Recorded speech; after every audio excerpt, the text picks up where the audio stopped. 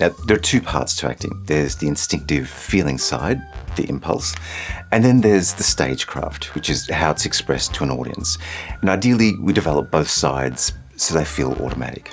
Because here's a problem I see with a lot of less experienced actors and singers, is that they show incredible capacity in exercises where they're very focused, but then it all falls apart in performance because it doesn't feel automatic. And so they fall back on old habits.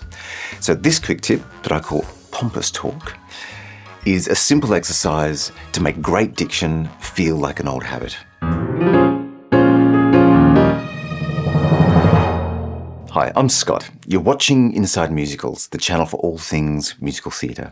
I've been meaning to make this video for a while because it builds on everything I said about articulation in my 4-part How to Sing series. So if you need to brush up on the basics, check that out first because this is a slightly more advanced exercise, and I'll link all 4 parts of that series in the description. In that video about articulation, I gave you exercises to strengthen, maximise consonants, to lengthen vowels, and then join them all into phrases. By noon I attune to the man in the moon, by 9 I align with Mars. But here's the problem with a lot of exercises. We get very good at repeating that phrase, that series of sounds. What happens when we're presented with something new, dialogue, a song, or we're public speaking, especially if we're talking off the cuff? How do we ensure great diction first time, every time?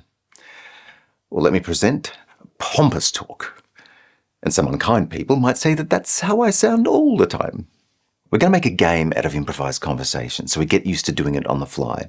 And we want a big energy so we can hear and feel the muscularity of every sound. But here's the twist, and this is why it's called Pompous Talk. Every sentence must be uttered with deep indignation, as though you're mortally offended. And this gives us a reason, the impulse, for being so precise, the stagecraft. But ideally, we do it with a partner, so there's unexpected back and forth, and we can match or top their energy. But you can do it on your own. Just be sure to maintain the intensity. So think British, pompous, channel faux outrage, as though you're causing a scene in a comedy, creating a diversion in public. And remember, it doesn't matter what you talk about, as long as you make a meal of it.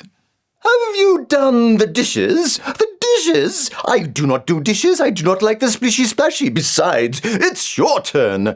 My turn? No. Just as you shower but once a month, so I do the dishes. Get to it. I shall not do them. Wretch. How dare you? So it doesn't have to be interesting or funny or clever.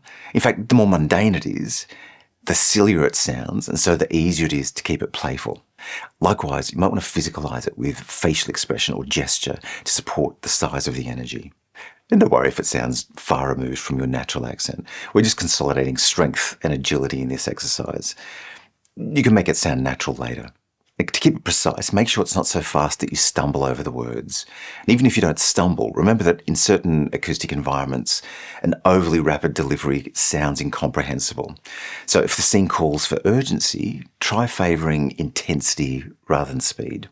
And on the flip side, if a scene calls for intimacy, if we just lower the volume but our diction's flabby, all we hear is the drone of the vowels. Do you like going eggs and ham? But when you really lean into those consonants, even a voiceless stage whisper sounds clear. Do you like green eggs and ham? Now, do we always need diction this big? No. But it's easier to pull it back than it is to amplify it if you've never done it before. And part of the process is to explore what's possible so you have a repertoire to draw upon when you need it. Now, I hope you found this useful, and I hope you get a laugh out of this exercise, especially if you're doing it with a partner. And I'd love to know what vocal challenges you face. Maybe I can help. But for now, thank you so much for watching. I never take it for granted. I do love you. Now get out there. Be brilliant. Or, I should say, now you get out there. Be brilliant.